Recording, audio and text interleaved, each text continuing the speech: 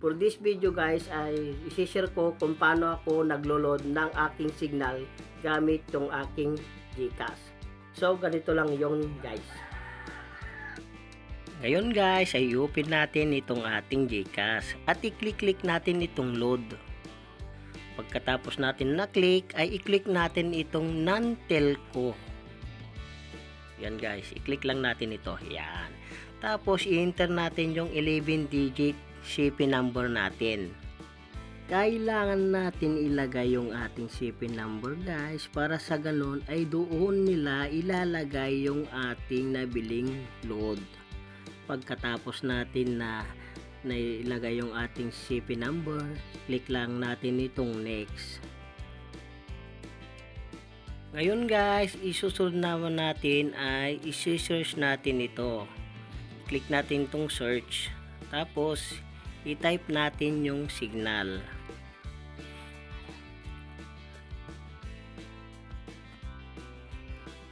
Yan guys. Ngayon, magpapakita ni dito yung mga signal na ating gustong bilhin.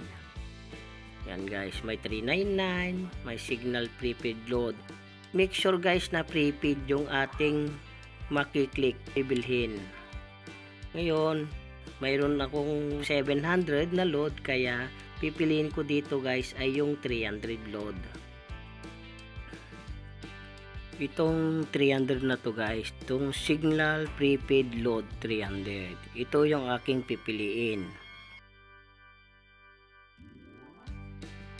Bali, pindutin ko lang ito guys. Yan. Then wait. Maghintay tayo.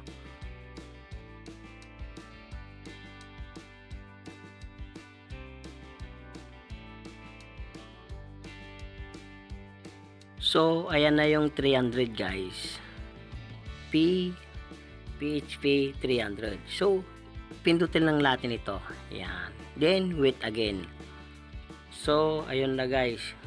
So, ayun guys. Successful yung ating pag-load. Mayroon pa tayong chance kay GCash na manalo ng lucky load. Next natin gagawin guys ay titignan natin yung ating text message dahil makakatanggap tayo ng text dahil dito ilalagay ni GCash yung ating PIN. Ito yung ilalagay natin mismo sa ating pag-load. Ngayon guys, dadako naman tayo sa ating browser dito sa Google Chrome ng ating CP. At ngayon itatype natin dito yung signal web loading tools. Yan guys, signal web loading. Yan guys. Dahil dito natin ilalagay yung ating PIN at saka yung account number ng ating signal. Yan guys. Itong web loading tools na to. Yan, click lang natin ito. Then wait.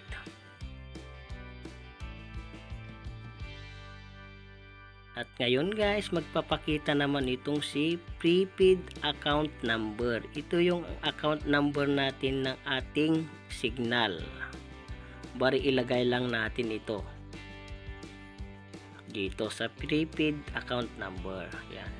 Yan ang aking prepaid account number. Tapos yung PIN na ibinigay ni GCash sa atin.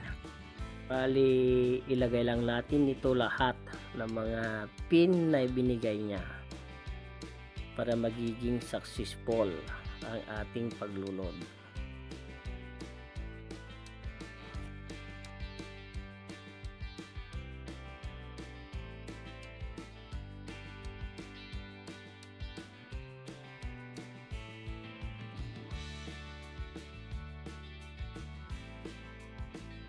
Next natin gagawin guys ay kukopyahin natin ito.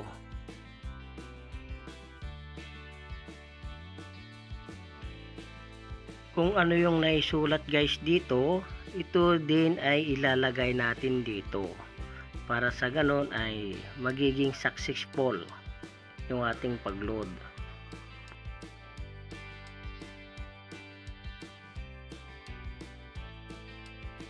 Ngayon, i-click natin itong submit. Then wait again.